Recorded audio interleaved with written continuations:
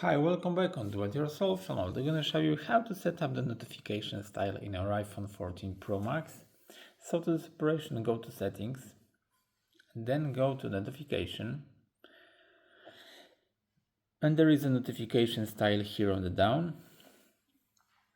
So you can choose of home option, and you can set up the notification style of your phone. So you can immediately deliver your shortly summary.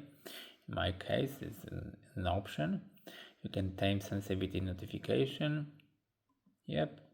You can set up if you want to ban or lock screen at whatever you like of the FaceTime.